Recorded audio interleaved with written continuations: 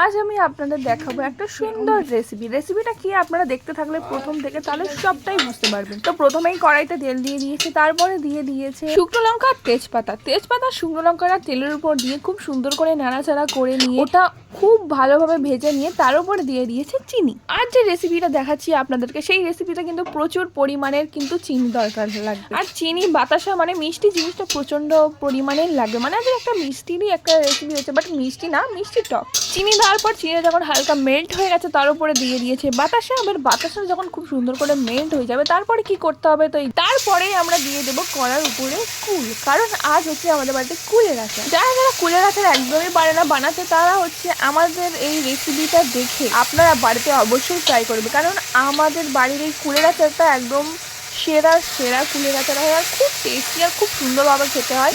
আমাদের বাড়িতে প্রত্যেক বছরই এই কুলের আচারটা হয়। আর দেখতেই পাচ্ছেন এক গামলা কুল।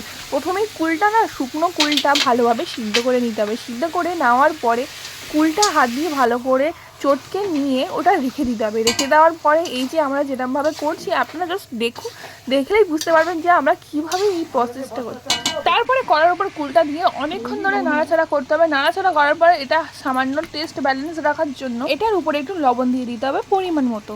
দেখতেই পাচ্ছেন যেখানে লবণ দিয়ে দেওয়া হচ্ছে। আপনারাও যদি আপনাদের বাড়িতে এই রেসিপিটা ট্রাই করেন তাহলে অবশ্যই আপনারা পরিমাণ মতো ঠিক থেকে আপনারা লবণটা দিয়ে দেবেন। তারপরে দেখছেন সেম প্রসেসে ভালো করে নাড়াচাড়া করতে হবে যাতে সব জায়গায় লবণটা চলে যায়। যতটা পারবেন আপনারা নাড়াচাড়া করবেন যাতে আরও ভালো এই আচারটা হবে। আর এই যে দেখতে পাচ্ছেন অনেকটাই চিনি নিয়ে এসছে, কারণ এই আচারে অনেকটা পরিমাণেরই চিনি লাগবে। আর আপনারা তো জানেন কুল তো কতই টক হয়, আর টকটা কাটানোর জন্য তাই একটু বেশি করেই চিনির পরিমাণটা লাগবে, তাই জন্য একটু বেশি করেই চিনির পরিমাণটা দেওয়া হয়েছে। আর প্রথমে বাতাসা দেওয়ার কারণটা যাতে কুলটা খুব সুন্দরভাবে একটু কালার হয়, ব্ল্যাক কালার, বাট তাও একটু ভালো কালার আসার জন্য টেস্টটা একটু ভালো হওয়ার জন্য বাতাসাটা দেওয়া হয়েছে। আর এই যে দেখতে পাচ্ছেন চিনিটা দেওয়ার পর চিনিটা যতক্ষণ না মেল্ট হয়ে যাচ্ছে ততক্ষণ না আপনারা নাড়তেই থাকবেন, ভালোভাবে এটা মিক্স করবেন। যখন চিনিটা একটু ভালোভাবে মিক্সড করা হয়ে যাবে তারপরে এর উপরে আপনারা দিয়ে দেবেন বাতাসা। আমরা দিয়ে দিয়েছি বাতাসাটা দিয়ে খুব ভালোভাবে ফের মিক্সিং করতে হবে যাতে বাতাসাটাও খুব ভালোভাবে মেল্ট হয়ে যায়।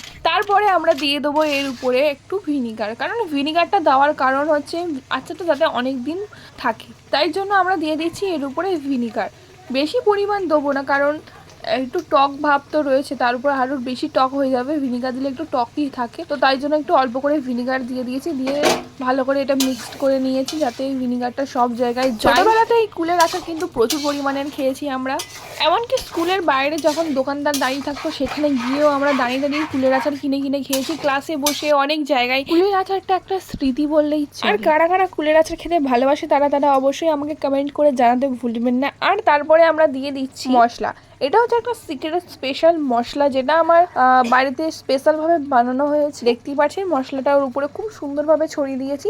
আর যে কুলের আচারটা আমরা বানিয়েছি এই কুলের আচারটা কিন্তু আমাদের কাছে 2-3 দিনের ব্যাপার, কারণ 2-3 দিন পরেই কুলের আচারটা কিন্তু পুরোটাই শেষ হয়ে যাবে। তারপরে আমরা আরও কিছু মশলা দেবো, যেমন কি হচ্ছে এই যে ধনিয়া পাউডার আর হচ্ছে শাহি গরম মশলা, এই দুটো তো দিব। প্রথমে দেওয়া হচ্ছে শাহি গরম মশলাটা সুন্দর করে উপরে দিয়ে একদম ছড়িয়ে দেবো। এই মশলাগুলো দেওয়ার কারণ হচ্ছে আচারে অনেক সুন্দর টেস্ট আসবে আর আচারটা অনেক দিন পর্যন্ত স্টে করবে, তাই জন্য এই মশলাগুলো দেওয়া হচ্ছে। তারপরে দিয়ে দেবো আমরা এর উপরে ধনিয়া পাউডারটা। তারপরে সেম প্রসেসে আর একবার ভালো করে মিক্সিং করে নিতে হবে।